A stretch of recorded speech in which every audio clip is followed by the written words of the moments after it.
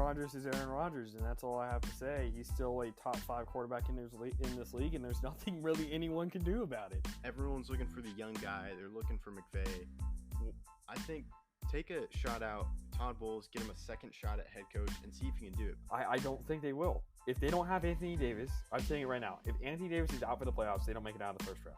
It's crazy. And our kids will know how great Tom Brady is because he's going to be playing. Yes, it is 15.0%. I swear we didn't script that. All I could think of was Dame. 6-0.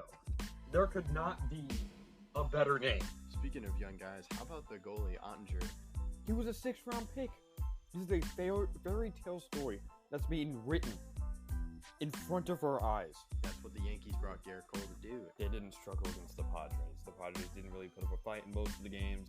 Jerry Jones, hope you're listening because this is why you shouldn't have given Zeke this contract. Just thought I'd point that out.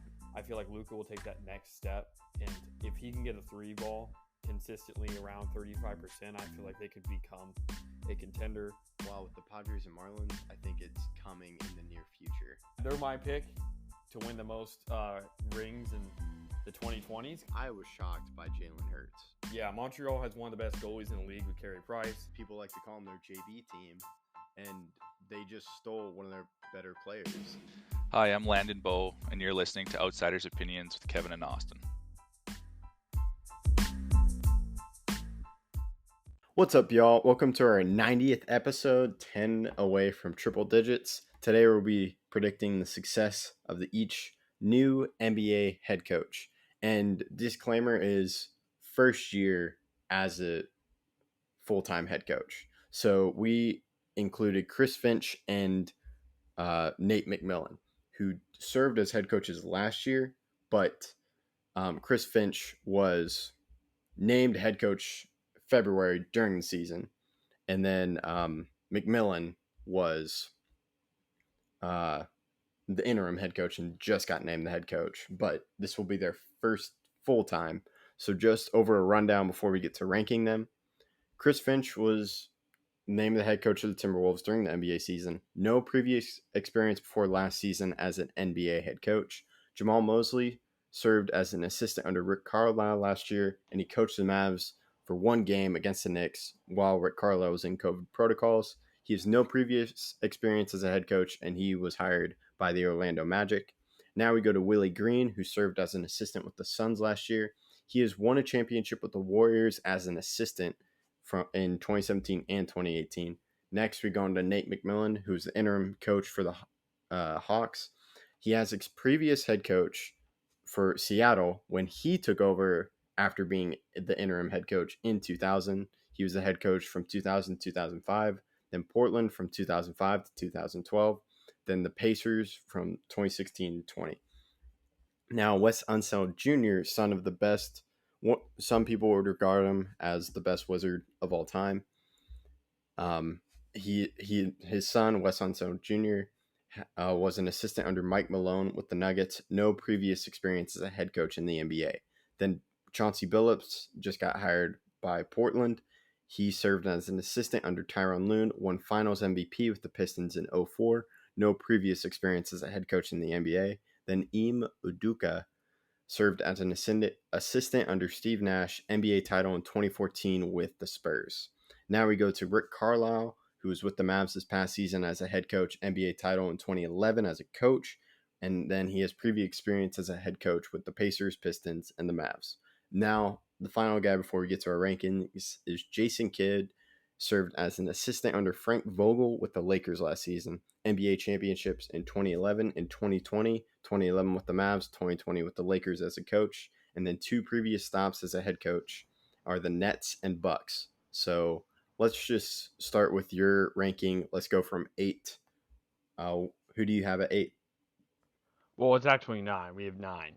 Oh, 9. So, at 9, I have Jamal Mosley. This is not ranking how good a head coach is. It's their team and how they perform next season. The Magic, they're a rebuilding team. And even though I think Jamal Mosley is a great head coach, and I wish he came to the Wizards, I feel like the Magic will struggle this season because of how raw their talent is in Orlando. I agree with you. I have Mosley at 8 because of the rebuilding magic. I do think Mosley will be great, though. He was a guy I wanted on the Mavs, but that didn't turn out the way I wanted. So now we go to 8. Who do you have at 8?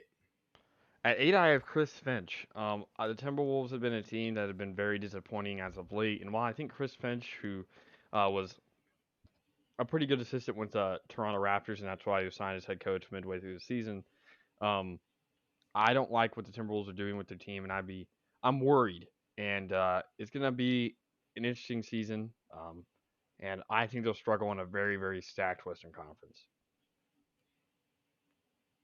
So I agree with you there, but I don't agree with you at 8. I have Willie Green because of the Pelicans. I don't like what the Pelicans did. I think they kind of got like the Mavs in free agency. Like you clear a bunch of cap space for Kyle Lowry, and then they don't sign Kyle Lowry. They signed Devontae Graham, but they of course got Valanciunas, not Vucevic, um, and they lost Lonzo Ball. I don't think they re-signed Josh Hart, or is he still a free agent? I don't think they've re-signed him yet. So I'm just worried about them, even though you do have some great players in Ingram and Williamson and Valanciunas, but I just think I have them at 8. But we'll get to who I have at 7 after you go with who you have as 7. So at 7, I have Chauncey Billups. They may trade Dame, and with Melo leaving, Zach Collins been out with injury and now just signed away from the team with the Spurs. And I just don't like the route that the Portland Trailblazers are going down, and I think they may struggle this season, especially if Dame tries to sit out or tries to leave or something. And I'm kind of predicting that they're not going to have the greatest season. Well, at 7, I have the guy you had at 8. I have Chris Finch. This isn't too much of a flashback to when I had the Timberwolves making the 8th seed in the playoffs, but I still have them ranked higher than you, so take that as you will. Timberwolves fans, I just don't think they will do well, but I do think they will do better than the Pelicans in this upcoming season. And I just think they're kind of in a weird limbo because you have Cat, you have Edwards, and D'Angelo Russell, but then there are some key parts that you still need to fix, and those people are all gelling together still. So now we can go to number 6. Who do you have at 6? So at number 6, I have Willie Green, who you had at 8. I definitely expect the Pelicans to be better this season. We've seen them sign Devontae Graham, and I think that's a great piece to this team.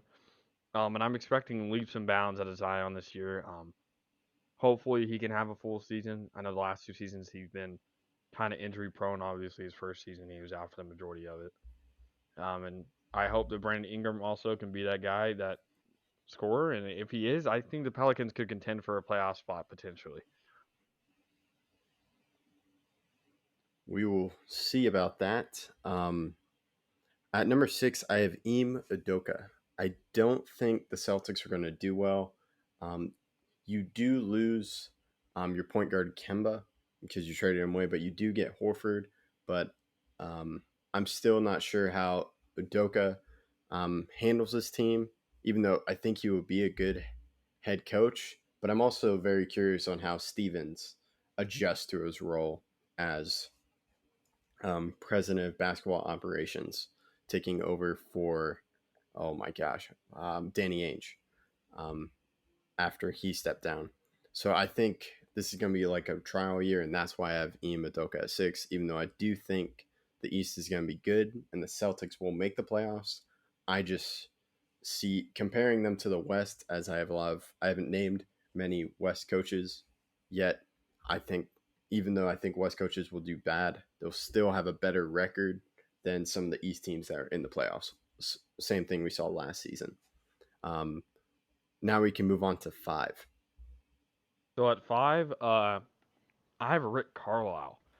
I don't think that the Pacers will get off to a hot start this season, especially as Miles Turner's kind of struggled as of late, and it's interesting. I'm interested to see what they will do with that and see if they trade him or if Miles Turner has a bounce back season offensively. We've seen him be a great defender, lead the league in blocks, but can he step up offensively, and I think that's going to be important for the Pacers' success. And I don't really think it's going to happen, and that's why I have Rick Carlisle here. That's a little bit surprising to me, just because Rick Carlisle is a very good tactician and X's and O's person. Not has struggled with relationships, so he could possibly run into some relationship issues with the Pacers. But at number 5, I have Nate McMillan. I kind of see the Hawks taking a step back this year, or just staying where they were. Actually, I do see them taking a step back as they're 5th. I think they're a little bit lower in the East because you have some teams making more moves. And I don't think it's Nate McMillan's fault. I think it's just how the East will. You see the Knicks making plays. You see the Hornets. So I just see Nate McMillan not doing well with the Hawks this year. Now we go to 4. Who do you got? So at 4, I have Wes Unseld Jr. The Wizards, I think, are a playoff team, and we'll get to that soon enough, especially with the additions of Spencer Dinwiddie. But this is more the effect that I think the 3 coaches above them will have a better team and therefore a better record. Okay, at 4, I have Billups. So I know I ranked him higher than you. I don't think they trade Lowry. I mean, not Lowry, Lillard, L. So I'm staying consistent.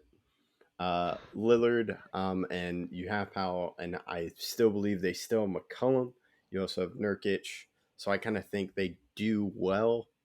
Do you do better than the other teams that I have listed below? Billups, even though I don't think he is a good head coach. And there's also that the scandals he has faced. So I don't think it was a great hire or a good hire. So, but Dame wanted him, and so I think Dame stays. But I just have him here because I think he will do well. He will do better than the other coaches I have listed. Now we go to number 3. So at number 3, I have Nate McMillan. I don't necessarily think that the Hawks are going to take a step back. However, I don't think they're going to take a great step forward. I have them being a 4 or 5 seed in the East, just like they were last year, being a 5 seed. And while they may continue having playoff success, I don't really see them being a top East contender during the regular season, especially with how their team is built. So that's why I have Nate McMillan here. I can see your reasoning. I just disagree with on that. At number 3, I have your coach, Wes Unseld Jr. I really like the moves that the Wizards are doing. The addition of Dinwiddie and of course that trade. You trade away Westbrook, you get Kuzma, Harrell, and Kentavious Caldwell-Pope. And I was thinking Kuzma will be probably coming off the bench because you still have Bertans, and then Harrell will also be coming off the bench, correct? Not starting. I can't think of you all starting center that was injured this season. Thomas Bryant. Okay, Thomas Bryant. So I think I see them doing really well, and I think Unseld will be a good player, good coach as he's controlled the defensive part with the Nuggets the past 2 years, but he's also done some great offensively when he worked with the Wizards earlier in his career. But now we can move on to number 2. Who do you have? So at number 2, I have Jason Kidd. I think the Mavs will do well this season. However, their hirings aren't necessarily ideal because they didn't really hire anybody. So it's going to be an interesting season. Obviously, they hired Reggie Bullock. I'm just saying they didn't hire anybody of note. And the fact that they used their contracts the way they did, I think, is a little suspect. And because of Dwight Powell's deal, it kind of hindered their abilities in the free agency. That is some good points, but at my number 2, I have a guy you had lower, and that is Rick Carlisle. I think Rick Carlisle is going to do well with the Pacers. He's a guy, as I've mentioned, great X's and O's, and I think he's going to really raise the floor of the Pacers, and I think they're going to do well and have a great record because you have Sabonis and you have Turner, and then you, of course, have Karis LeVert. Hopefully he's healthy after dealing with all the issues last season. But now, who's your number 1? My number 1 is probably surprising to you since you had him pretty low, I think. I have Ime Udoka or Udoka. Yeah, Ime Udoka. I really think the Celtics need a new head coach. I mentioned this many times during many of our videos, and I think he may be the answer. Obviously, he was assistant under Greg Popovich, and I think the Celtics are taking a playbook out of the Bucks after signing a former Greg Popovich study, and obviously Mike Budenholzer just won a championship, the first Greg Popovich understudy to do so. So not only did he coach under Greg Popovich, but he also played for Greg Popovich, and I think that definitely has something to add. And so he's a former NBA player, and he's been under Greg Popovich, who I think is the best coach ever. So I think the Celtics will have a rebounding year, get a top seed in the East, and have a better record than the rest of these coaches below. Yeah, and I had Ime Udoka at 6. And to your point, he has worked with Budenholzer in San Antonio. He played for and coached with Budenholzer in San Antonio from 2010 to 2013. He had a connection to 3 of the 4 remaining teams in the semifinals. So Clippers, Hawks, Bucks, and um, Suns. As he played under Nate McMillan and Monty Williams in Portland during the 2006 to 07 season and played for and coached with Budenholzer in San Antonio. So maybe he gains some great knowledge from all 3 of those guys to help the Celtics. But at my number 1, I have Jason Kidd, even though I think it was a very bad hiring from the Mavs. I wanted Mosley, and then you also throw in the Mavs scandal that happened 2 years ago, and then the personal issues that Jason Kidd has had with domestic violence. So I don't like it on that standpoint. And I also don't like it as a coach because we've talked about Jason Kidd's 2 previous stops. As we mentioned earlier, with the Nets, he was 1 year, then with the Bucks, and then he got fired midway through the season. Then they got Budenholzer, and they did much better defensively with the Bucks under Budenholzer than with Kidd, because he started off well, but then near the end, after the first 2 years, I believe he was almost near last in defensive efficiency and just ranked defense. So I don't like that. And then you also have this. Have you heard the story of where he made the team run laps because Thon Maker didn't have an iPhone, so that was preventing the team from having some great unity because they didn't have an iPhone. No, That I've Thon never Maker heard didn't have that an iPhone. story. That is, huh? That's weird. Like Wow. we all think it, but like we don't. There's always that one guy who has the Samsung phone, and then you have to create like multiple group chats because he's the Samsung and everyone else is iPhone. But like I don't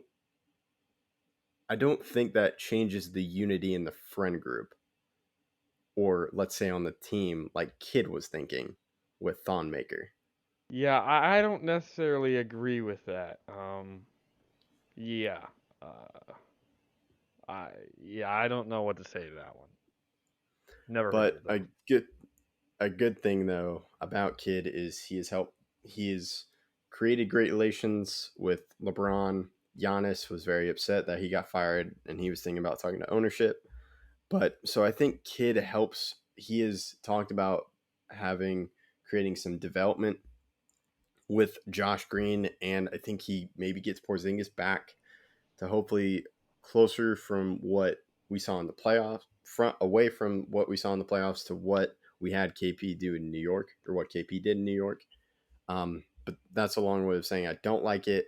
But I think he's number 1 just because of Luka. I think Luka takes another step. I think especially in fitness level, because he's still playing very hard with Slovenia right now.